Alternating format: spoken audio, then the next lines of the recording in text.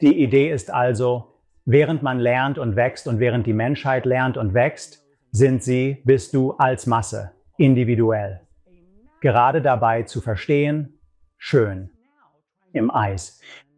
Wenn du Teil der Veränderung sein willst, wenn du es so nennen möchtest, aber eigentlich ist das sehr, sehr einseitig in gewisser Weise.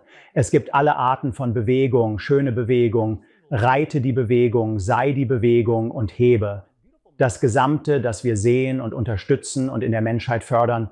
Und wir meinen alle, nicht nur die spirituelle Gemeinschaft, nicht nur dich, der das hier sieht, sondern alle Menschen auf der Erde. Es gibt viele von euch. Ist die Veränderung, wenn du es so nennen möchtest. Wir würden es eher die Arbeitgruppe nennen. Das Arbeitsergebnis ist dies. Kannst du nett sein? Im Eis könnt ihr euch nicht umbringen.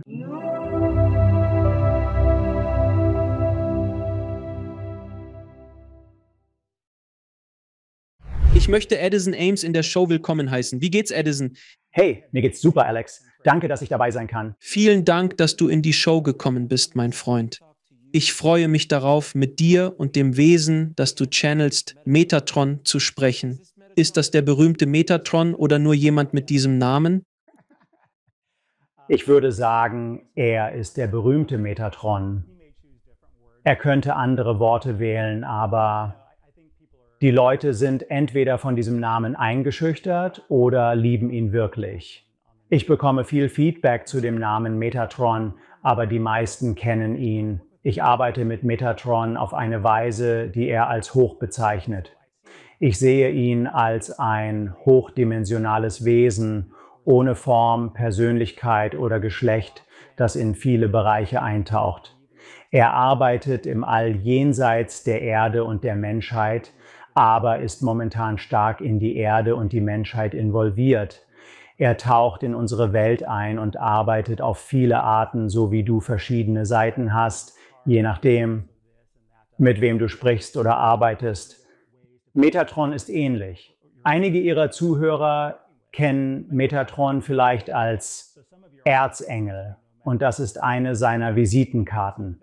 Aber er tut viele verschiedene Dinge in der Art und Weise, wie ich mit ihm arbeite. Es ist nicht wirklich als Erzengel. Natürlich tut er das auch, aber er ist ein hochdimensionales Wesen, das auf spirituelle Entwicklung und das allgemeine Aufsteigen der Menschheit im Erdenreich spezialisiert ist. Fantastisch. Ja. Als ich das Wort Metatron zum ersten Mal hörte, dachte ich, ist das ein Transformer? Ja, das höre ich oft. Ja, das glaube ich. Ich glaube, das ist Megatron. Megatron, ja. Vor allem Kinder eines bestimmten Alters werden sich an Megatron von früher erinnern. Also, bevor wir zu Metatron kommen, wollte ich dich fragen, wie dein Leben war, bevor dieser Wahnsinn namens Channeling begann. Weißt du, es war sehr anders und in mancher Hinsicht gleich. Mein Hintergrund liegt im Bereich Unternehmens- und internationales Marketing. Also war ich und bin es immer noch, aber auf eine andere Weise im Geschäft. Ich habe in New York City, San Francisco gelebt, in Silicon Valley gearbeitet und in einigen anderen Medienmärkten weltweit. Im Geschäft. Dann hatte ich spirituelle Erwachenserlebnisse und alles änderte sich. Metatron und meine Führer kamen in dieser Erwachenserfahrung zu mir und begannen mit mir zu sprechen. Und so begann ich wirklich in sehr persönlicher Weise mit ihnen zu arbeiten. Metatron begann mir über sich selbst beizubringen und kurz danach mir das Channeling beizubringen. Bis zu diesem Zeitpunkt kannte ich Channeling überhaupt nicht. Also begann er mir zu zeigen, wie es funktioniert, was es ist und wie wir zusammenarbeiten könnten.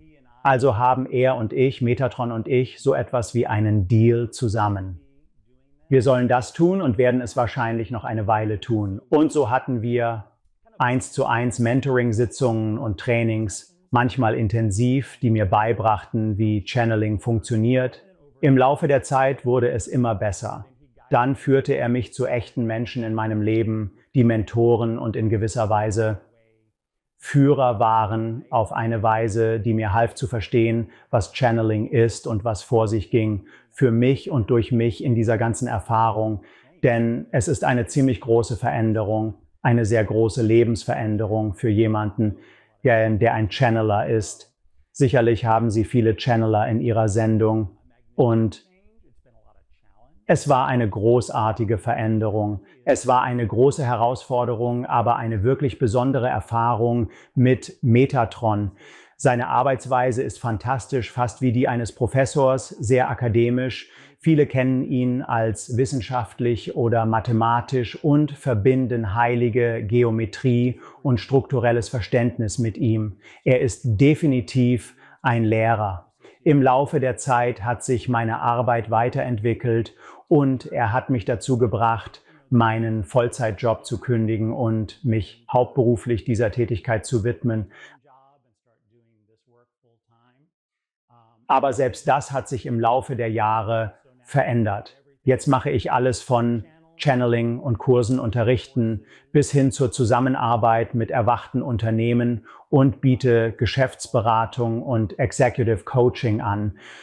Also mache ich eine breite Palette von Dingen in der spirituellen Welt, die in gewisser Weise im Channeling verankert ist.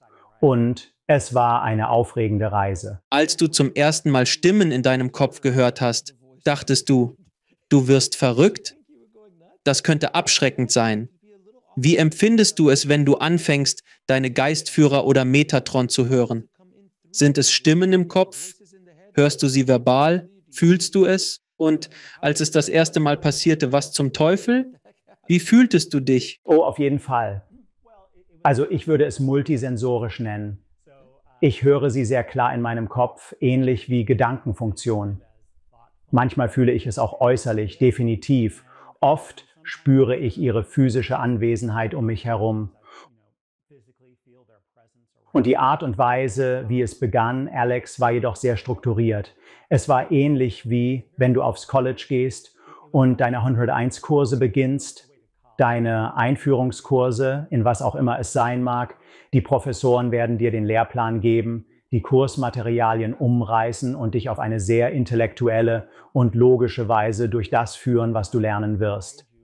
Also in der Art und Weise, wie Metatron hauptsächlich zu mir kam, war es sehr strukturiert, gestaltet und sehr kohärent. Es war also überhaupt nicht verrückt. Obwohl es ein Aufbruch war, war es so etwas wie eine neue Beziehung oder eine Reihe von Beziehungen, die ich jenseits des Physischen hatte. Insofern war es sehr anders und definitiv ein Aufbruch. Aber die Informationen, die durchkamen, waren so wirklich schön, unglaublich gut geformt und was ich als hohes Wissen bezeichnen würde, dass ich als eine Art lebenslanger Schüler des Lebens sagte, wow, das ist wirklich gutes Zeug. Und so war ich irgendwie auf der. Und an manchen Tagen bin ich immer noch am Rande meines Sitzes und warte darauf, dass die nächste Information durchkommt. Also es war wirklich wie aufs College zu gehen und eine Reihe von wirklich intensiven Kursen zu durchlaufen. Also, als du dich endlich entschieden hast, ich meine, das passiert alles privat bei dir, nehme ich an, zu diesem Zeitpunkt, und du entwickelst dich, du sagst, du gehst sozusagen zu dieser privaten Channeling-Schule, die Metatron dir beibringt. Als du dich entschieden hast, aus dem, in Anführungszeichen, spirituellen oder Channeling-Kleiderschrank zu kommen und es deinen Kollegen, deinen Freunden, deiner Familie zu erzählen, wie war das psychologisch? Denn, wie ich immer sage, es räumt immer noch einen Raum. Wenn du sagst, hey Leute, ich channel ein Wesen. Sein Name ist Metatron. Es ist jetzt normaler als vor 5 oder 10 Jahren, aber es kann immer noch im falschen Raum, wahrscheinlich den Raum leeren. Wie hat das für dich funktioniert? Wie bist du damit umgegangen? Metatron hat mich angewiesen, spirituelle Menschen einzubeziehen, um mich zu verankern. Diese Wegweiser haben mir geholfen. Doch ich lernte schnell, dass es nicht funktioniert, mit den falschen Leuten über Channeling zu sprechen. Wenn jemand eine transformative Veränderung durchmacht, die ich als wirklich transformative betrachte, verliert man Freunde, gewinnt neue Freunde und sortiert irgendwie seine E-Mail-Liste aus. Weißt, worum es geht. Oh, das weiß ich. Wenn jemand auf Facebook ist, kann es vorkommen, dass Leute sagen, weißt du was? Ich möchte meine Freundesliste durchgehen und aktualisieren, weil sich Menschen verändern. Menschen transformieren sich und entwickeln sich weiter. Das war definitiv eine große Transformation. Einige haben es nicht verstanden und sich verabschiedet. Aber einige gute Freunde, mit denen ich schon lange befreundet bin, sind geblieben. Einige mochten es nicht wirklich. Einige lieben es immer noch nicht, aber schätzen, respektieren oder tolerieren es. Dann habe ich neue Freunde gefunden. Es hat definitiv meine E-Mail-Liste bereinigt. Ich würde sagen, etwa ein Jahr lang. Es war wirklich schwer, denn wenn man eine transformative Veränderung durchmacht, muss man darüber sprechen. Das hilft einem, den Prozess zu verstehen und zu begreifen, was passiert. So habe ich schnell gemerkt, dass ich nicht mit jedem darüber reden konnte, da ich sonst viele Menschen verloren hätte. Daher habe ich schnell gelernt, dass ich nicht mit anderen darüber reden sollte, weil manche Leute es einfach nicht verstehen oder ehrlich gesagt Angst davor haben. Aber jetzt hat sich alles eingependelt. Ich habe viele neue Freunde in meinem Leben. Die alten Freunde, die bei mir bleiben wollten, sind geblieben. Sie sind immer noch da, aber was ich sehe, darüber möchte ich mit dir sprechen. Du hast erwähnt, dass es immer mehr akzeptiert wird und was ich wirklich sehe, ist, dass Channeling für ein breiteres Publikum viel annehmbarer wird. Und so sehe ich Channeling als Publikumsentwicklung. Es geht tiefer und weiter. Immer mehr Menschen, sogar aus einem, wie man sagen könnte, Massenpublikum, beginnen das Wort Channel zu hören und fangen vielleicht an, es ein wenig zu sehen und zu schätzen. Es gibt gerade eine ganze Bewegung namens SBNR. Hast du davon gehört? Ich habe. Nicht spirituell, aber nicht religiös, das bedeutet es. Eine großartige Bewegung, oft von jüngeren Menschen, die sagen, ja, ich fühle wirklich, dass ich mehr bin als nur das Physische und ich suche nach mehr spirituellen Einflüssen in meinem Leben. Ich denke, deine Show erreicht dieses Publikum wirklich. Aber ich möchte nicht in eine Religion involviert sein. Ich möchte nichts Organisiertes, aber ich bin ziemlich aufgeschlossen. Ich möchte hören, was cool, großartig, neu und förderlich ist, um mich zu verbessern und zu erheben. Daher glaube ich, dass Channeling beginnt, dieses Publikum zu erreichen. Und deshalb sehe ich, dass Channeling lange bestehen wird. Ich denke, immer mehr Menschen channeln, mehr erkennen, dass wir alle auf einer Ebene channeln und höhere Bewusstseinszustände erreichen. Das ist irgendwie die Art, wie wir existieren. Ich denke, wir sind nicht nur hier, sondern an vielen Orten, obwohl wir glauben, dass wir nur hier sind. Ich sehe definitiv, dass Channeling in Bezug auf die Akzeptanz des Publikums vertieft und erweitert wird. Es ist eine schöne Sache, die noch lange bestehen wird. Da ich schon mit so vielen Kanälen in der Sendung gesprochen habe. Jeder Kanal geht ein bisschen anders damit um, wie sie channeln, wie es zu ihnen kommt.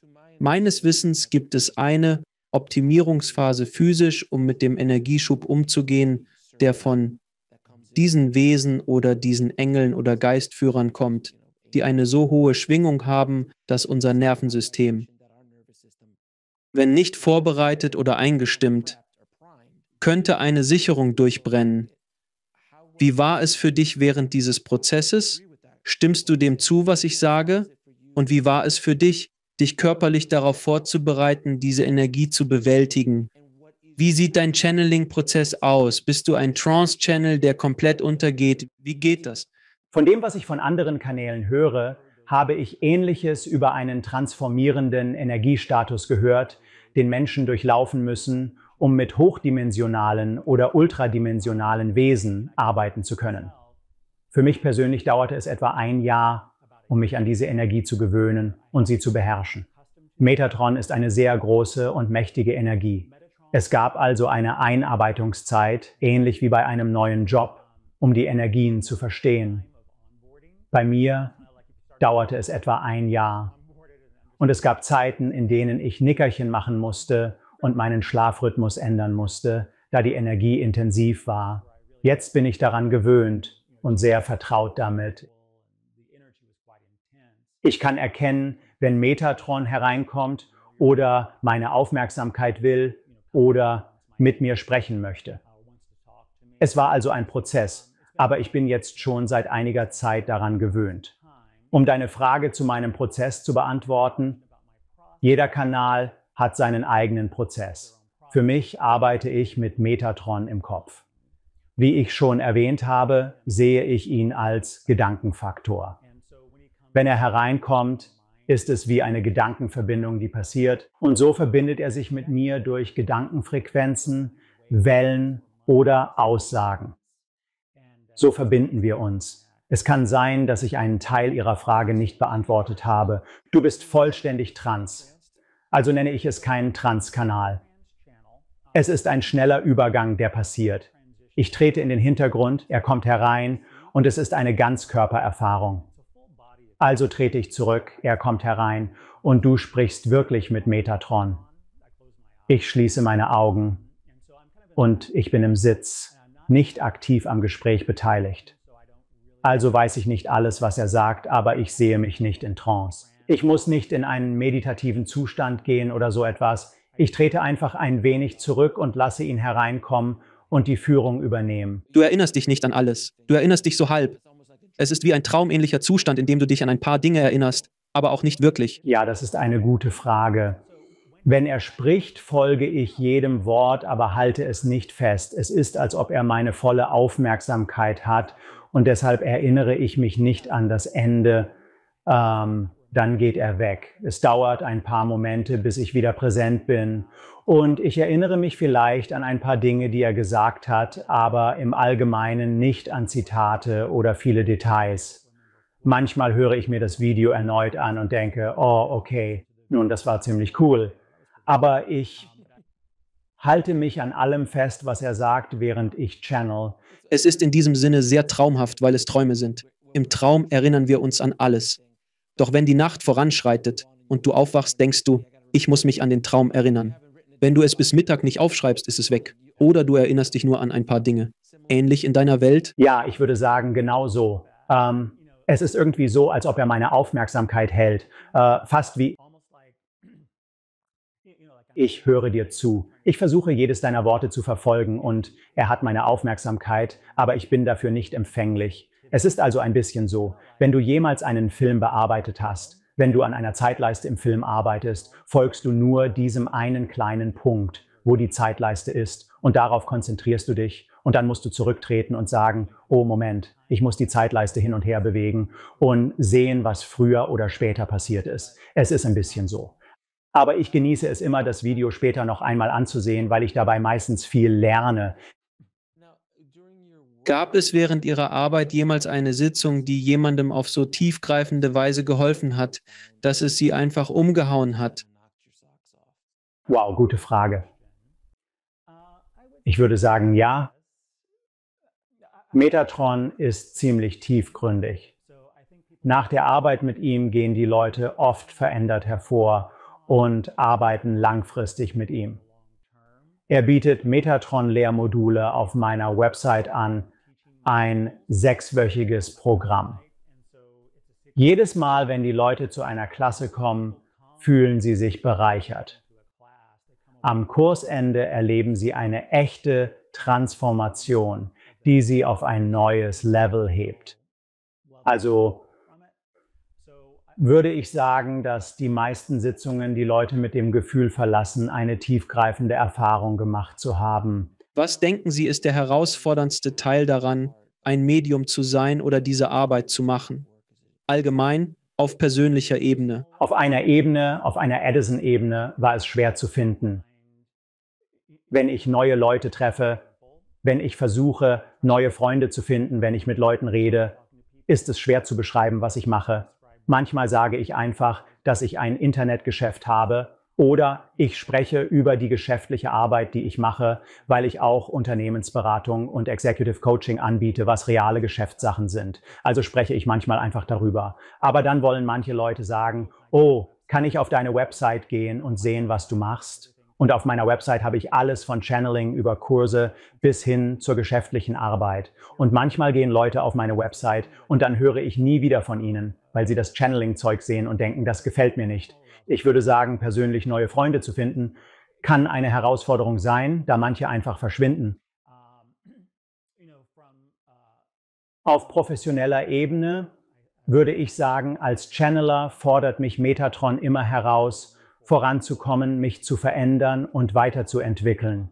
Also, für mich, mein Leben, seit ich diese Arbeit mache, ist Veränderung, Veränderung. Also viel Bewegung. Also das kann sehr aufregend sein, aber auch aufwühlend. Manchmal ist es schwer, geerdet zu bleiben und Wurzeln zu haben. Es war also eine Achterbahnfahrt, definitiv wild, aber eine Herausforderung. Der Punkt ist, ständig Veränderungen zu durchlaufen. Wie balancierst du das Menschsein und all dein Wissen und deine Erfahrung auf der spirituellen Seite? Denn nach meinem Verständnis, aus Gesprächen mit vielen Nahtoderfahrenden und Channelern, die diese Energie von der anderen Seite haben, ist manchmal berauschend und du versuchst, dieses menschliche Erlebnis mit jener Seite in Einklang zu bringen, das kann herausfordernd sein. Wie balancierst du das? Nun, vielen Dank für die Frage. Es war harte Arbeit, einen ausgeglichenen Zustand zu erreichen. Ehrlich gesagt, in den ersten Jahren gab es viel Ungleichgewicht. In den letzten Jahren habe ich daran gearbeitet, mein persönliches Addison-Leben auszubalancieren, indem ich zum Supermarkt gehe. Ich bin ein Typ.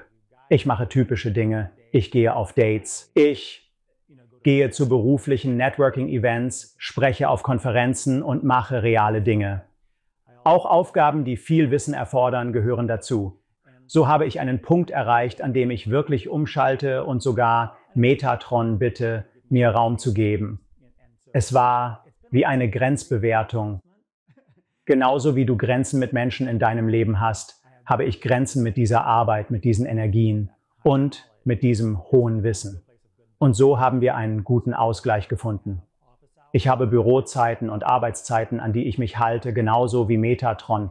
Wenn ich frei habe, bin ich frei. Ich bin wie ein normaler Typ und versuche, mich auf normale Weise mit Menschen zu verbinden. Wirklich, ich versuche wirklich einfach normal zu sein. Wer macht das? Ergibt das Sinn? Das tut es. Es ist herausfordernd. Ich kann mir die Herausforderung nur vorstellen. Ich bin schon herausgefordert, diese Art von Arbeit zu machen und es auszugleichen, den Leuten zu erklären, was ich tue. Sie sagen dann, oh, du hast eine Show. Wow, du hast viele Zuschauer. Worum geht es in der Show? Ich sage nun, es geht um Eine Menge Zeug. Es geht um Nahtoderfahrungen, antike Zivilisationen, Quantenphysik, Channeler. Sie fragen, was war das? Channeler, was ist das? Dann erkläre ich es ihnen und sie sitzen fasziniert da. Es scheint einfacher für mich zu sein, da ich getrennt bin. Ich mache die Arbeit nicht selbst, aber ich habe eine Faszination gesehen, wo die Leute früher nicht einmal darüber nachgedacht hätten. Es gibt mehr Aufgeschlossenheit gegenüber den Ideen. Und das sage ich immer zu den Leuten, wenn sie das Channeling in Frage stellen. Ich sage, es ist mir egal, ob der Typ schauspielert oder ob sie eine Show abzieht. Erstens, es ist verdammt harte Arbeit, wenn sie dich reinlegen. Ich meine, es gibt einfachere Wege, Geld zu verdienen. Ich meine ernsthaft, ernsthaft. Anstatt mein ganzes Leben komplett zu ändern, alle meine Freunde zu verlieren, alles zu ändern, um diese Arbeit zu machen. Aber zweitens, wenn die Worte, die aus ihrem Mund kommen, tiefgründig sind und dir helfen, nimm sie an. Wenn nicht, verwerfe sie und mach weiter mit deinem Leben. Aber mir ist der Überbringer egal. Mir geht es um die Information. Mir geht es um die Botschaft. Und das bringt die Dinge irgendwie ins rechte Licht. Würdest du zustimmen? Ja, ich denke schon. Und die Idee, dass Menschen von Channeling fasziniert sind, ich sehe das als eine allgemeine Bewegung, wenn es um Channeler und Channeling geht. Entschuldigung, ich sehe wirklich die Bandbreite der Erfahrungen und irgendwie diejenigen, die es nicht komplett abschalten oder davor weglaufen. Manche Menschen haben ehrlich gesagt Angst davor, natürlich. Aber diejenigen, die ihm eine Chance geben, beginnen im Allgemeinen mit einem Gefühl von Wunder, Ehrfurcht, Faszination. Was ist los? Und wie du so schön gesagt hast, ist, dass die Person spricht, was passiert da wirklich? Und versucht logisch zu verstehen, was der Mechanismus ist, was ich schön finde, weil das Konzept oder der Mechanismus des Channelings ziemlich komplex ist. Wir haben Persönlichkeiten, die Leute kennen uns durch unsere Persönlichkeit. Also die Leute kennen dich, Alex. Die Leute kennen dich anhand deines Verhaltens, deiner Worte, deines Lächelns und deiner Witze. Sie haben ein Muster, um dich zu erkennen. Wenn eine neue Persönlichkeit, ein neues Verhaltensmuster und neue Informationen auftauchen, fragen Leute manchmal, ob es dir gut geht. Das höre ich oft. Bist du sicher, dass es dir gut geht? bis hin zur Faszination. Wie schaffst du das? Wie sieht dein Prozess aus? Dann zu einem Ort des Komforts und der Leichtigkeit kommen und verstehen, was hier vor sich geht. Lass mich die Informationen anhören. Ich denke, das ist ungefähr, wo du bist. Vielleicht bist du durch verschiedene Phasen gegangen und sagst jetzt, okay, lass mich die Informationen aufnehmen. Die Informationen sind im Allgemeinen sehr gut. Sobald die Leute diesen Punkt erreichen, können sie wirklich zuhören und entscheiden, was für sie funktioniert und was nicht. Ich sage oft, hört euch das Channeling an, aber ihr müsst selbst urteilen. Es ist dein Leben. Welche Infos nutzt du? Über welche denkst du nach? Welche Infos sagst du vielleicht ja, aber? Oder welche verwirfst du? Ich glaube fest an Souveränität. Du bist souverän. Ich bin souverän. Ich wähle. Du wählst. Du wählst, was du glauben willst, was du hören willst. In gewisser Weise ist alles ein Angebot. Ein Channeler bietet Informationen an, die der Zuhörer nutzen oder nicht nutzen kann. Das Geschenk des Channelings an die Menschheit ermöglicht es, hochdimensionale Wesen durch ihre Persönlichkeit kennenzulernen und neue Ideen zu verstehen, die normalerweise nicht zugänglich wären. So erfährt man Dinge, die in bekannten Zeitungen nicht zu finden sind. Es ist eine Gelegenheit, über ungewöhnliche Themen zu lernen. Und diese Einzigartigkeit ist eine große Freude und Geschenk für die Menschheit, denke ich. Eine häufige Frage, die ich über Channeler bekomme, ist, woher weißt du, was du channelst, positiv ist und nicht irgendeine Art von böser, dunkler Energie oder dunklem Geist oder einem sogenannten Dämon. Und ich denke mir, naja, das ist Hollywood. Wir alle kennen den Exorzisten und Besessenheit.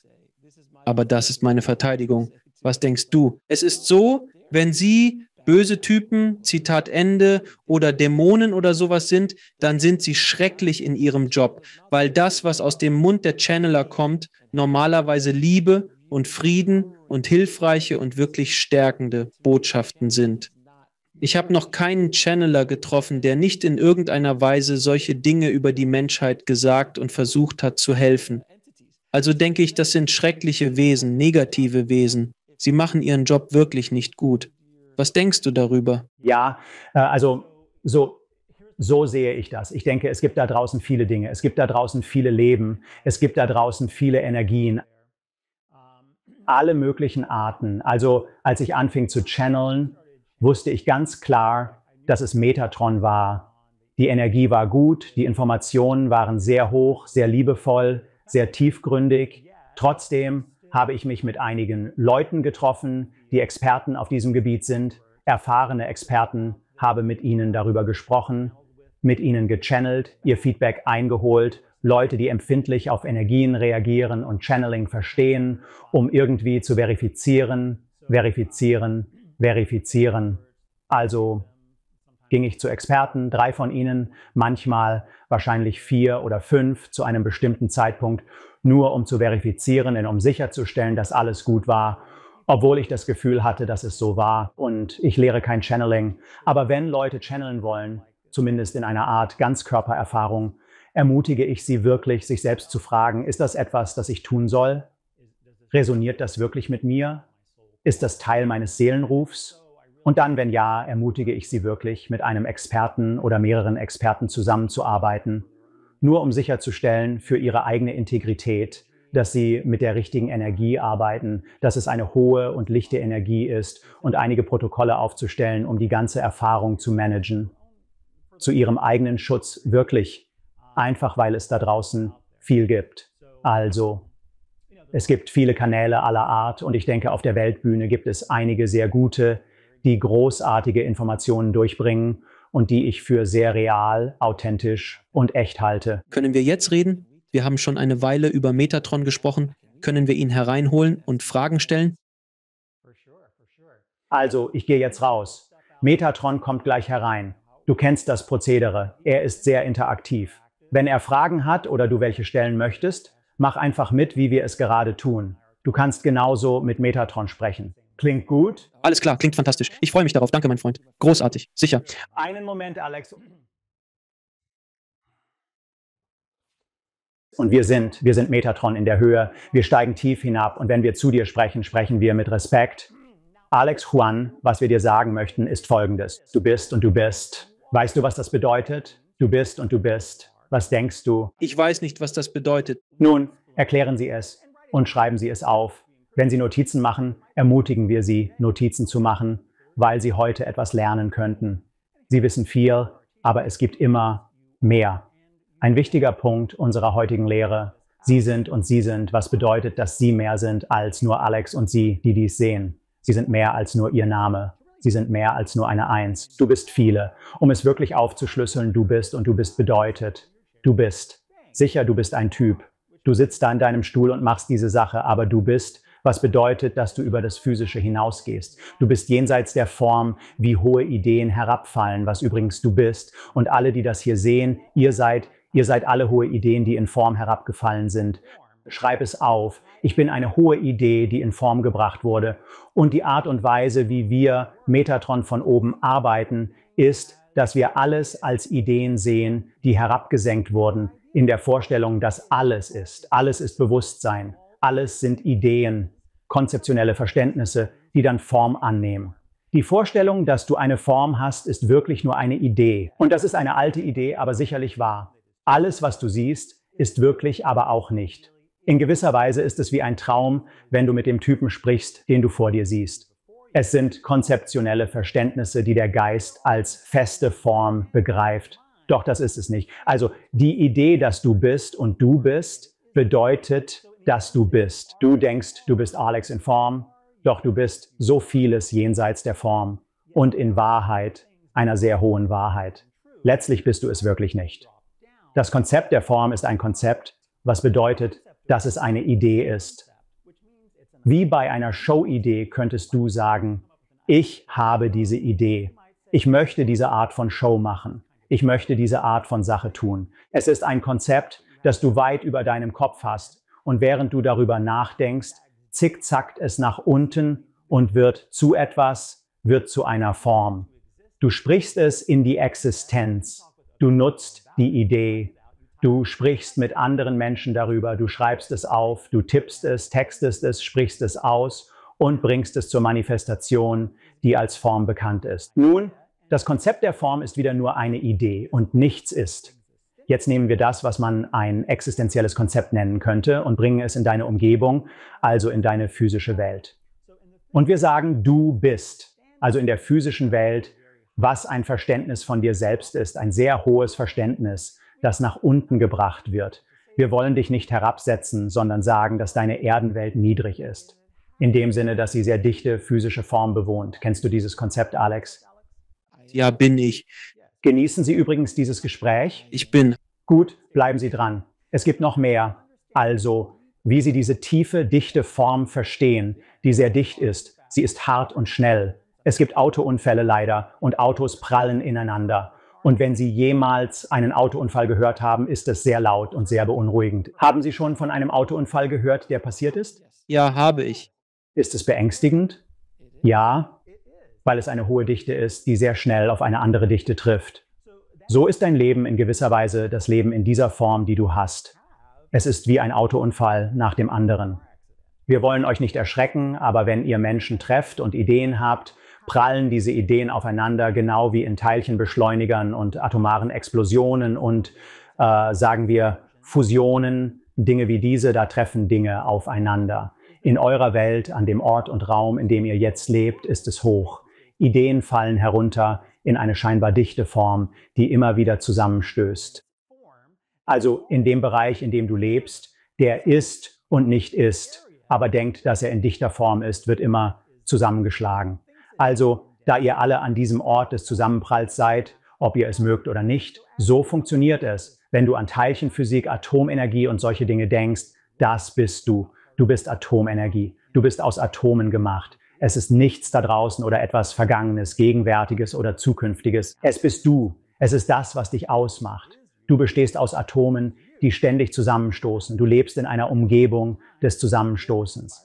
Wenn wir, Metatron und andere hohe Wesen, in dein Zusammenstoßen hinabsteigen, helfen wir dir, weil es eine schwierige Existenz ist. Du triffst Menschen. Du triffst Menschen. Und immer wenn zwei zusammenkommen, entsteht ein relationales Verständnis zwischen ihnen. Während dieses Prozesses bemühst du dich stets, es zu managen, zusammenzuhalten und gleichzeitig aufzusteigen. Wir sind Metatron, wir steigen herab, um beim Aufstieg zu helfen und verwenden verschiedene Begriffe dafür. Unser Wunsch ist es, dass du dich selbst auf neue und höhere Weisen erkennst und dich weiterentwickelst, denn wir möchten, dass Menschen, die dies hören, sich auf neue und höhere Weisen erkennen. Und wenn sie Notizen machen, schreiben sie es bitte auf. Ich kenne mich auf neue und höhere Weise, denn die Art und Weise, wie sie die Welt verändern, wenn sie so etwas tun möchten, ist, sich auf neue und höhere Weise zu kennen. Eine Möglichkeit, Aufstieg oder Erhebung zu verstehen, die alle verschiedene Wege sind, dasselbe zu verstehen, ist wirklich. Die Menschheit bewegt sich durch verschiedene Geisteszustände. Schreiben Sie das bitte auf. Aufstieg ist das Durchlaufen verschiedener oder höherer Geisteszustände. Nun, Sie können Frequenz, Vibration und all das erwähnen und das ist ein Teil davon. Aber es gibt mehr, wirklich. Während sich all diese Dinge bewegen, sind sie das, was wir Gedankenmuster nennen. Wenn Sie Ihre Welt von 1950 im Vergleich zu jetzt oder 2050 betrachten, ändern sich die Dinge. Sie denken anders und handeln anders. Das Handeln folgt dem Denken. Sie alle arbeiten in dem, was wir ein konsolidiertes Wissen nennen würden. Und wie du weißt, nein. Durch den Wachstumsprozess des Lernens und all diese Dinge erkennst du dich selbst und verstehst deine Existenz auf neue und höhere Weisen. Das ist wirklich, was Aufstieg ist. Was wir oft tun, ist, Dinge zu entmystifizieren und zu entzaubern, damit du die Dinge klar sehen kannst. Der Nebel entmystifiziert. Oh, ich sehe jetzt klar. Eine Möglichkeit, Aufstieg, Erhebung, Aufstieg zu verstehen. Das Aufsteigen aller Dinge, das für alle geschieht. Übrigens wird niemand zurückgelassen bedeutet, dass man nicht mehr so handelt, als wäre es 1930, 1940 oder 1950. Wenn jemand in dein Leben käme, lieber Alex, der sich verhielte, als wäre er in den 1920ern, würdest du fragen, warum er so handelt? Sie kennen sich selbst und verhalten sich daher anders, weil ihr Wissen auf einem alten Verständnis basiert. Und wenn du jemanden aus der Zukunft träfe, sagen wir 2020, das ist Vergangenheit, sagen wir 2050 oder so. Ehrzeit ist so verwirrend. Du würdest zu ihnen sagen, du handelst anders, weil sie sich selbst auf neue und höhere Weise kennen, die fortschrittlicher sind, wie die Leute wissen. Nein, sie verändern sich. Deshalb kommen die Leute zu deiner Show. Wenn du wissen möchtest, warum die Leute deine Show schauen, ja, sie mögen dich, sie lieben dich und all diese Dinge, aber sie kommen, um hohe Dinge zu lernen und zu hören. Und während sie lernen, wachsen sie und erkennen neue Dinge. Das ist Aufstieg. Neue und höhere Geistesaussagen, Gedanken. Und während sie aufsteigen, verändern sie ihre Sicht auf sich selbst und die Welt, was wiederum die Welt und sie selbst verändert. Die Menschheit und die Erde erleben einen Aufstieg, der auf etwas basiert und sich gründet. Nein, nicht konsolidiert. Viele sagen, ich versuche, meinen Geist zu beruhigen und weniger zu denken. Das ist in Ordnung. Es ist eine Art zu sein. Es ist eine Art zu sehen. Doch die Wahrheit ist, dass du viele verschiedene Teile und Stücke hast. Du bist multidimensionale Wesen, die in einem Körper leben. Du bist vieles. Du bist eine Vielheit. Du bist multidimensional. Du hast ein Herz, eine Seele, einen Verstand und vieles mehr. All diese Dinge sind in gewisser Weise Gedanken und Überlegungen. Und so bist auch du. Als ein hohes Konzept, zurückgehend auf diese Idee von früher, bist du ein konzeptionelles Verständnis, ein höheres Selbst, eine Seele, ein erhöhtes Bewusstsein. Und wenn du eintauchst, wird es dichter und du verstehst dich als Mensch, ein wunderschöner, wunderschöner Mensch. Wenn der Mensch beginnt, diese hohen Ideen in sich aufzunehmen und zu integrieren. Und ja, Channeler und andere Lehrer lehren solche Dinge. Die Blume des Lebens beginnt sich zu entfalten und neue Ideen, neue Logik, neues Denken, neue Wege, sich selbst zu sehen. Ja, Schwingungen und all diese Dinge, aber das sind nur Manifestationen des Gedankens. Der Gedanke und das Denken kommen zuerst und alles andere folgt. So funktioniert es wirklich. Wenn Menschen neue Dinge erkennen, steigt die Stimmung, wenn man es so nennen will, immer weiter an. Der Aufstieg der Menschheit und der Erde basiert darauf, höhere Dinge zu wissen. Lassen Sie uns jetzt eine kurze Pause machen und Alex fragen. Welche Fragen hast du an uns, Alex? Wie definieren Sie den kommenden Wandel der Menschheit? Nun, ihr alle. Wenn wir mit der Menschheit arbeiten, genießen wir euch. Wirklich. Wir finden euch in gewisser Weise amüsant, aber wir haben keinen Humor, wo wir sind. Aber wenn wir Humor hätten, würden wir sagen, ihr seid amüsant. Was denkt ihr, was dieser kommende Wandel ist? Was denkt ihr, was das ist? Glaubst du nicht, dass du ein Teil davon bist? Du hast eine Show mit Channelern. Bist du nicht Teil des Wandels, der schon passiert? Was denkst du? Ich denke, ich bin es. Du bist es. Also findet der kommende Wandel nicht statt. Das passiert nicht. Das ist eine Idee, bei der du den Kopf in den Sand steckst. Der Wandel ist, du bist ein Teil davon. Wir würden es lieben, wenn du aufhören würdest, vom kommenden Wandel zu sprechen und stattdessen sagst, der Wandel ist und wir sind. Es passiert, du bist ein Teil davon. Alex Liebes, du bist ein Haupttreiber davon, um dir das zu spiegeln, was du bist. Du bist ein hohes Wesen, das hierher gesandt wurde, um den Wandel voranzutreiben. Du treibst ihn an, du tust es. Und so sind deine Gäste in deiner Show und alle, die sie sehen. Du hast Hunderttausende von Menschen, die dir folgen. Wie du bist du ein Anführer von Männern, ein Anführer von Frauen, ein Anführer von allen, uns und ihnen und allem. Also der kommende Wandel, hör auf, das zu sagen. Wir lieben dich, wir danken dir, wir schätzen dich. Es ist so, du bist ein Teil davon. Reite die Welle, reite die Brandung, reite den Wandel. Es passiert. Also, was viele von euch sagen ist, gibt es eine große Wende? Ja, ja, es gibt immer große Wandelmomente, ganz sicher. Du bist ein Teil davon. Du warst schon immer ein Teil davon. Also ist die Bewegung wirklich so. Reiten, reiten, reiten. Du bist ein Teil davon. Hör auf zu sagen, ich warte auf das Ding. Wann passiert es? Wie wird es sein? Hör auf damit. Du verschwendest Energie. Mit Respekt und Liebe sagen wir, es ist und du bist und mach es und reite es und lass es geschehen. Hör zu, die allgemeine Veränderung. Bist du bereit? Das wird dir gefallen, Alex. Die allgemeine Veränderung der Menschheit ist diese. Schön. S-C-H-Ö-N. Schön. Wenn du wissen willst, was passiert, die aktuelle Bewegung, das gesamte Menschheitsgeschäft auf der Erde und ihr seid alle professionelle Menschen. Du machst das. Du bist viel mehr als das. Wir lehren dich. Du bist vieles. Du bist eine Seele, ein Herz, allerlei Dinge. Du bist eine Vielheit. Du bist mehr als ein Einzelner. Du bist viele. Du bist und du bist. Wir würden uns freuen, wenn ihr das zueinander sagt. Weißt du was, Alex? Du bist und du bist. Weißt du was, Freund? Du bist und du bist. Ich werde dich nicht einschränken. Du bist. Ich werde nicht sagen, du bist dies, du bist das, du bist hübsch, du bist hässlich, du bist, was auch immer du sein magst. Du bist und du bist. Ich werde dich nicht einschränken, weil das bist du, so oder so. Das ist Begrenzung. Aber wir hoffen, du verstehst es. Es ist Lehre.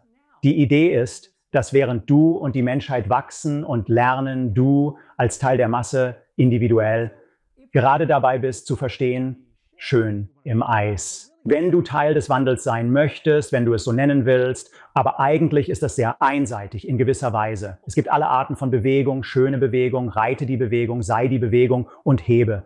Das Gesamte, das wir sehen und unterstützen und in der Menschheit fördern. Und wir meinen alle, nicht nur die spirituelle Gemeinschaft, nicht nur euch, die das hier sehen, sondern alle Menschen auf der Erde. Es gibt viele von euch. Ist der Wandel, wenn du es so nennen willst. Wir würden es eher als die Arbeit, Gruppe, das Arbeitsergebnis bezeichnen.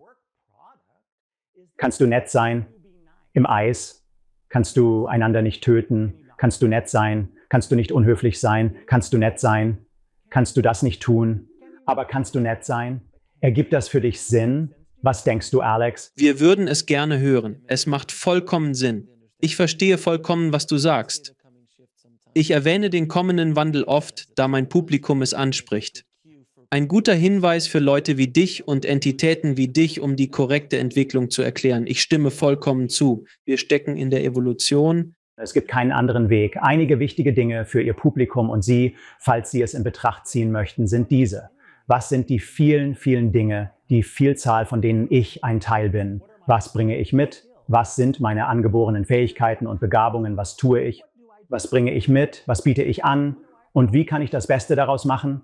Genau wie wenn du Freunde zum Thanksgiving einlädst, was für einige von euch bald kommt oder in manchen Ländern schon war, dann willst du ihnen das Beste bieten. Welcher ist der beste Wein? Welches ist das beste Essen für dieses besondere Fest? Was ist das beste Lied? Wie kann ich ihnen das Beste präsentieren, das sagt, ich schätze dich, ich ehre dich, ich respektiere dich, übertrage dieses Konzept in dein tägliches Leben. Und wie kannst du zeigen, dass ich mein Bestes bei dieser wunderschönen Thanksgiving-Feier, dieser Thanksgiving-Parade geben kann? Lass meinen Wagen großartig sein. Lass meinen Ballon hoch und prall gefüllt sein. Denn wirklich, was wir hier alle tun, wir als hohes Wesen arbeiten mit dir und durch einen Menschen und durch viele andere Menschen da draußen. Dieser Typ ist nicht besonders. Er ist einer von vielen. Ist. Wir versuchen euch alle an einen Ort zu bringen, an dem ihr sagt, ich erscheine jeden Tag und gebe meine angeborene Größe. Ich kenne mich als mehr als begrenzt. Ich kenne mich als eine Vielzahl, gefangen in einem Körper, der durch begrenzte Natur arbeitet, um aufzusteigen. Und es ist eine wunderschöne, auf eine Weise Spannungsumgebung, in der du wächst, genau wie eine Pflanze, die aus dem Boden sprießt, indem sie durch Spannung und Spannung und Spannung wächst, um zu blühen und zu gedeihen und die Sonne zu erreichen. Hör zu, das ist Spannung, die große Schönheit schafft. Also, für dein Publikum sagen wir liebevoll zu dir, erlaube dir, du selbst zu sein und bringe jeden Tag dein Bestes ein. Denn das Wachstum ist Vielfältigkeit. Es gibt nicht eine Veränderung. Es gibt viele Veränderungen, die täglich passieren. Wenn Sie beitragen möchten, ermutigen wir Sie alle, sich zuerst selbst zu kennen, um beizutragen. Erlauben Sie sich, tiefgründig zu sein. Tiefgründig bedeutet etwas Großes oder das Größte oder das Beste, was Sie sein können. Und hat eine Wirkung. Man sagt, das klingt in mir. Erlauben Sie sich also, jeden Tag tiefgründig zu sein. Lassen Sie Ihre Tiefgründigkeit wirken. Stellen Sie sich eine Menschheit vor, in der jeder täglich sein Bestes gibt. Das ist eine andere Welt, nicht wahr? Damit die Menschen Teil des Wandels sind, der wirklich fortlaufende Evolution, Veränderung und Aufstieg ist, reiten Sie die Welle. Es gibt hier und da kleine Dinge, die passieren. Wir sehen nicht unbedingt, dass etwas Großes passiert, obwohl es einige Wendepunkte gibt, vielleicht, sagen wir mal. Aber was wirklich passiert ist, gib dein Bestes jeden Tag und sei nett, sei freundlich zu dir selbst und anderen. Das mag jetzt sehr simpel klingen, aber es ist etwas, das die Menschheit nicht gemeistert hat. Viele reden über Liebe. Liebe ist die Antwort. Großartig. Ihr habt die Liebe nicht gemeistert. Wenn Sie sich heute in der Welt umsehen und denken, oh, na ja, Menschen, ja, Liebe. Liebe ist die Antwort. Alles ist Liebe. Schauen Sie sich die Welt an. Die Idee ist, Menschen müssen werden Liebesmeister, Experten in Liebe. Aber für viele, und viele von Ihnen im Publikum tun dies vielleicht, einige von Ihnen sind vielleicht Meister in Liebe. Viele von euch könnten fortgeschrittene Wesen, fortgeschrittene Heiler und Lehrer sein. Vielleicht hast du, Alex, die Liebe gemeistert, aber es gibt ein grundlegendes Verständnis oder ein Rahmenwerk, das vorher gelegt werden muss, dass wir wirklich möchten, dass ihr alle meistert. Sei freundlich, sei nett zu dir selbst und deinem Mitmenschen. Was denkst du, Alex? Was hast du noch? Ich stimme dir zu 110% zu, Metatron. Meine nächste Frage. Kannst du die Verbindung zwischen unserer Zeitlinie und parallelen Realitäten erklären?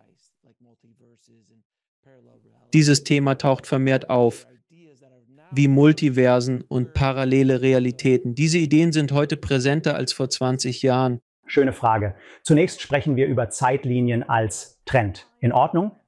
Ihr habt Trends in eurer Nachbarschaft, in eurem Viertel, in eurer Menschheit.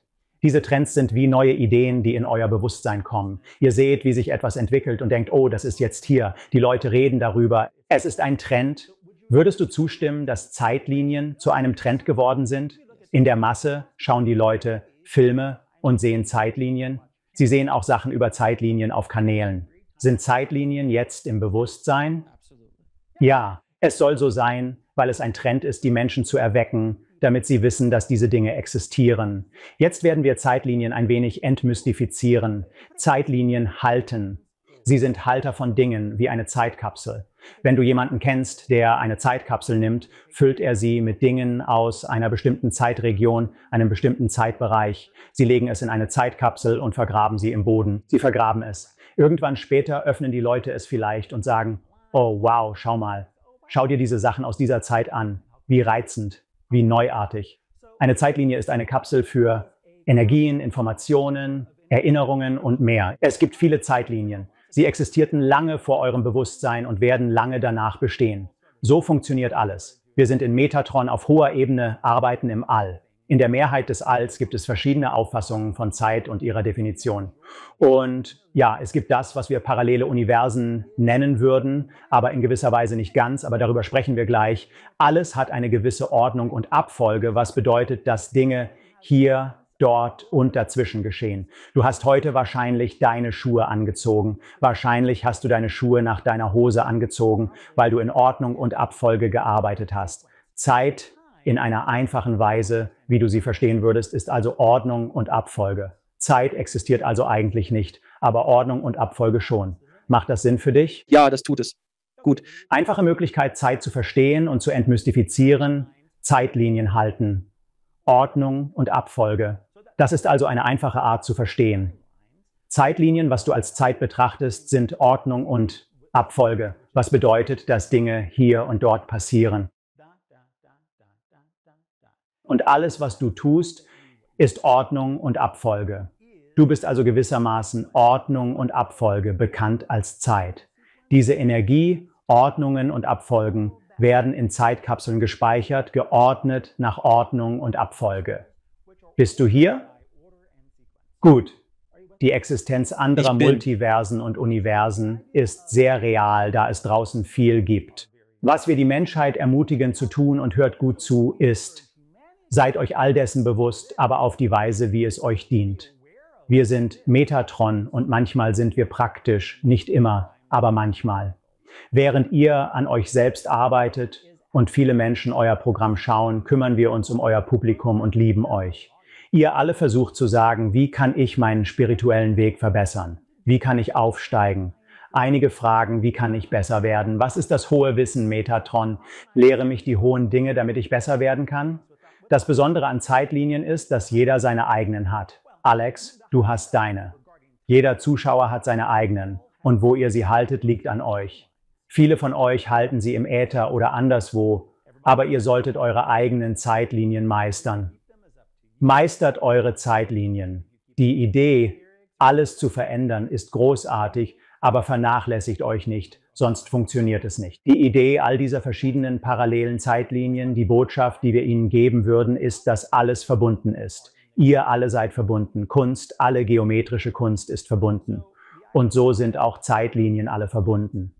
Der beste Weg für sie, wenn sie sich darum kümmern, sich selbst und die Welt um sie herum sowie das Multiversum um sie herum zu verbessern, ist dieser: Ich arbeite an meinen eigenen persönlichen Zeitlinien. Ich werde mein eigener Zeitlinienmeister. Ich erkenne, wie ich meine alten Zeitlinien falten, schließen und kollabieren lassen kann, alte Zeitlinien heilen, meine Zeitlinien angemessen organisieren kann, die alle Energien und Ordnungen und Sequenzen sind, auf die du zugreifen kannst. Und ich kann neue Zeitlinien öffnen, um neue Dinge aufzubauen. Alles ist miteinander verbunden. Du kannst dir mehrerer persönlicher Zeitlinien bewusst sein, aber konzentriere dich zuerst auf deine eigenen. Sei nett. Mache dir nicht zu viele Sorgen über andere Zeitlinien. Hilft das? Es hilft. Es tut es. Welche Rollen spielen unsere Schutzengel und Geistführer bei der aktuellen Bewusstseinserweckung der Menschheit? Eine große Rolle. Hört zu, ihr alle habt, was wir Menschen nennen. Ihr habt Menschen. Menschen, die das hier sehen, haben Menschen, die eure Beratungsgruppe sind. Ihr habt Führer, ihr habt Engel, ihr habt Wächter, wie auch immer ihr arbeitet. Hört zu, das Schöne an der Menschheit im Moment ist, dass sie sich weiterentwickelt, was bedeutet, dass ihr alle Arten von verschiedenen Seelen habt, die hereinkommen und sehr großartige Dinge tun. Die Seelenenergie, die dein wahres Wesen ausmacht, kann von Wächtern, Beschützern und anderen genutzt werden, um dir in schwierigen Zeiten zu helfen. Die menschliche Erfahrung ist oft herausfordernd und unvorhersehbar. Hast du, Alex, schon erlebt, wie das Leben dich herumgeworfen hat? Oh ja. Ja. Das ist also die Verwaltung des Erdenreichs. Wenn es aufsteigt, muss es durch mehr Dichten hindurch und es wird wieder angenehmer, Menschheit. Und wir meinen das von ganzem Herzen, aber wir haben keins. Also bedeutet es wahrscheinlich nicht viel, dass die Menschheit einfach versucht, nett zu verstehen. Aber die Bewegung ist nett.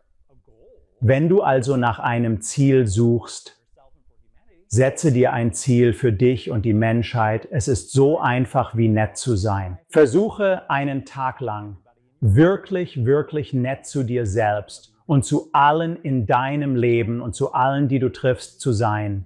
Menschen, die du nicht kennst, Menschen, die du kennst. Sei wirklich, wirklich nett. Einige von euch denken vielleicht, dass sie schon nett genug sind.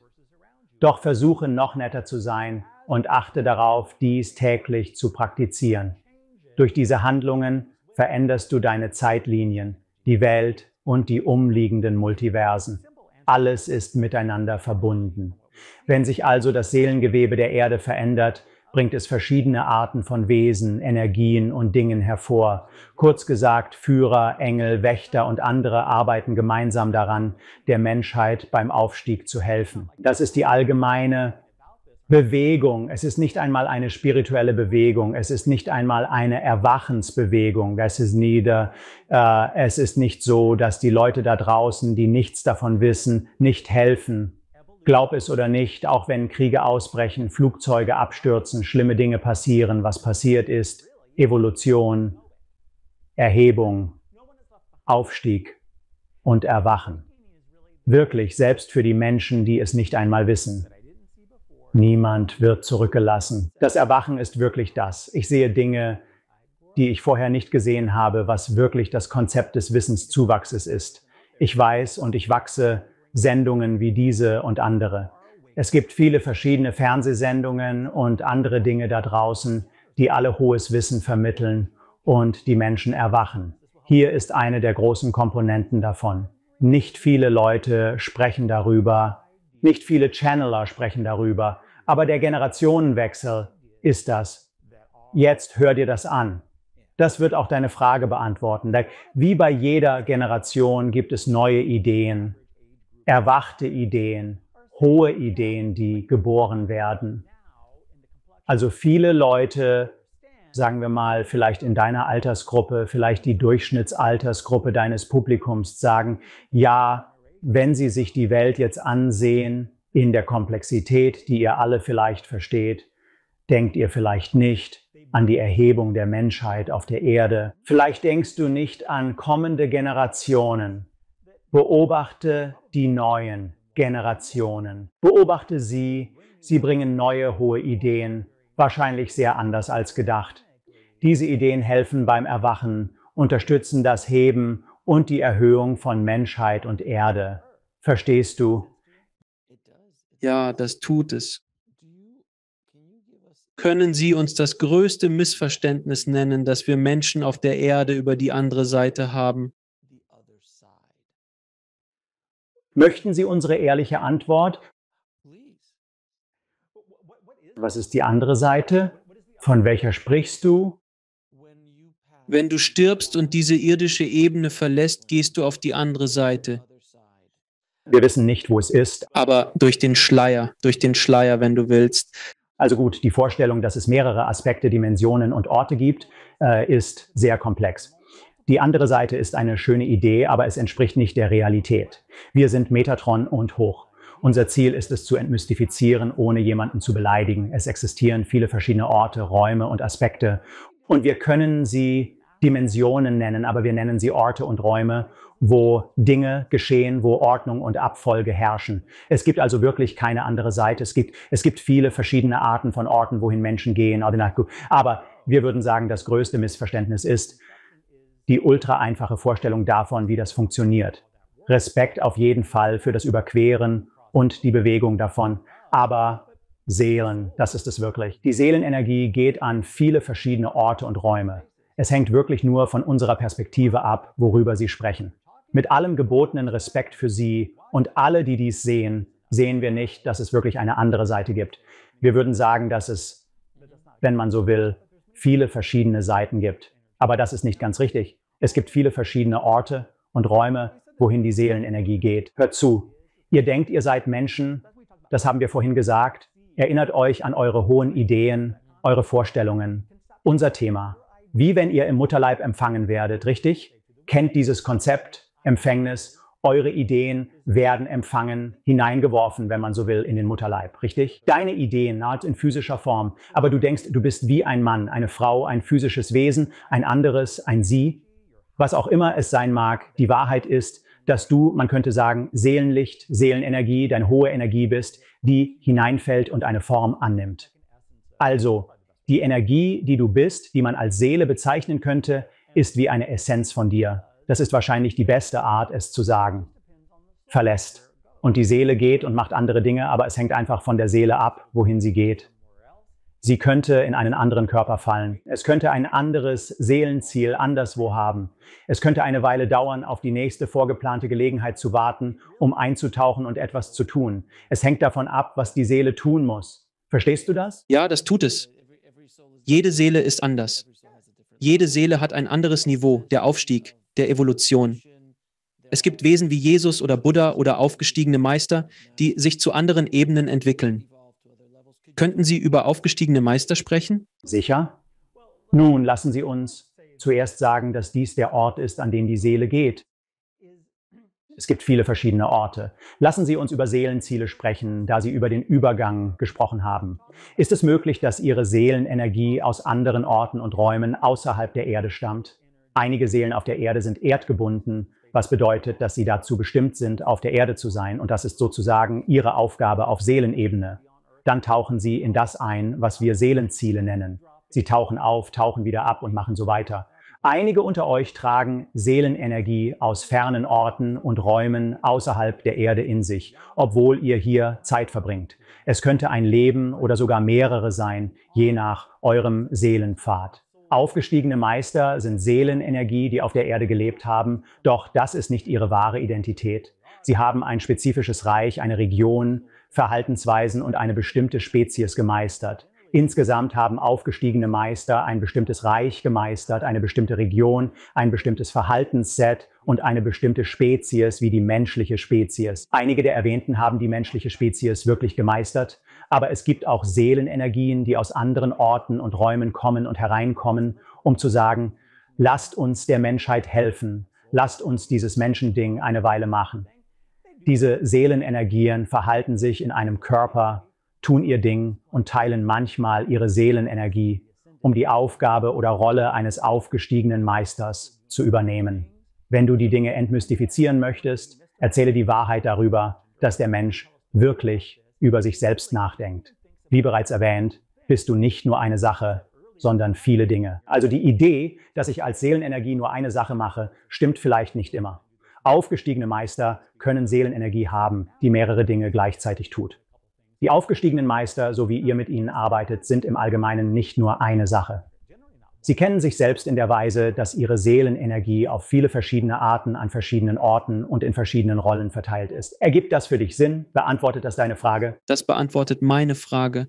Metatron, noch abschließende Botschaften für das Publikum? Auf jeden Fall. Wir enden hier. Du bist und du bist, wo wir begonnen haben. Menschen, liebe Menschen, sogar du, Alex, denkst von dir selbst als mehr als du. Du bist und du bist, was bedeutet, dass du mehr als einer bist. Du bist viele. Du bist ein mächtiges Wesen, das in einen Körper gefallen ist. Du bist hohes Bewusstsein. Du bist erhoben. Wer denkt, dass es hier in diesem Reich ist, das in gewisser Weise wie ein Schlafreich ist, wie ein Traumreich, das wirklich nicht so fest und beständig ist, und doch ist es das. All diese Lehre, die einige von euch vielleicht denken lässt, es bereitet mir Kopfschmerzen. Wovon spricht es? Bitte hör auf, sag ihnen, sie sollen leise sein. Die Herausforderung für dich und alle, die die Antwort wirklich wollen. Was ändert sich? Was passiert? Es beginnt bei dir, aber denke neu. Lassen wir dich mit der Idee der Aufgeschlossenheit zurück, während wir dir diese Gedankenelemente zum Spielen geben. Es ist, um sie herauszufordern. Denken Sie breit. Denken Sie über die menschliche Erfahrung hinaus. Denken Sie über das eine hinaus. Denken Sie über die eine Antwort hinaus. Es gibt wirklich selten nur eine Antwort auf eine Frage. Stellen Sie also schöne Fragen, die wir schätzen, wenn wir Ihnen ein paar Antworten geben. Es gibt eine Vielzahl von Antworten und viele Dinge da draußen. Wenn Sie an Ihrem eigenen Erhebungspfad, spirituellen Weg oder Ihrer persönlichen Entwicklung arbeiten, ist unsere Botschaft an Sie. Denken Sie neu, seien Sie aufgeschlossen, versuchen Sie nicht wertend zu sein. Seien Sie nett, seien Sie gut, seien Sie freundlich, denn es ist nicht diese Weitsicht, bei der du sagst, ich sehe. Alles ist. Es mag nicht ich sein, es mag nicht das sein, wer ich bin, es mag nicht mein Recht, meine Rolle sein, mag nicht das sein, was ich tue. Aber ich sehe es, ich ehre es, ich respektiere es. Selbst die schlechten Dinge, die passieren, anstatt wirklich darüber zu verzweifeln, sage, ich sehe okay. Und dann bringe es zurück zu dir. Bringe es zurück zu dir und frage, wie bin ich in diesen Situationen? Was tue ich? Wie weiß ich? Wie wachse ich? Wie erhebe ich mich und andere dadurch? Die Menschheit ist an einem besonderen Ort. Wir hinterlassen euch eine weitere Abschiedsbotschaft, wenn möglich. Mensch ist besonders. Metatron von oben und viele andere hochdimensionale Wesen steigen herab, um mit der Menschheit, der Erde, euch und eurem Publikum zu arbeiten, weil wir uns um euch kümmern. Wenn dir Dinge wichtig sind, haben sie im Allgemeinen Bedeutung und Wert für dich. Erde und Menschheit auf der Bühne des Alls. In dieser Existenz gibt es viel da draußen. Es ist ein großer Ort. Auf der Bühne oder in der Bühne des Alls. Menschen zählen. Erde, Mensch. Erde, Menschheit und Erde sind wichtig. Erkenne dich selbst als wichtig. Erkenne dich selbst als jemanden, als Wesen, die geholfen werden, sich zu erheben, und lass es geschehen. Erlaube es dir. Erlaube es dir. Erlaube es dir. Noch etwas für uns, Alex. Das ist alles für heute. Beim nächsten Mal werde ich definitiv mehr Fragen haben, mein Freund. Vielen Dank für alles, was du tust. Wirklich. Und wir danken dir. Wir segnen dich und nehmen Abschied. Wie geht es Ihnen, Herr? Mir geht's gut. Und Ihnen?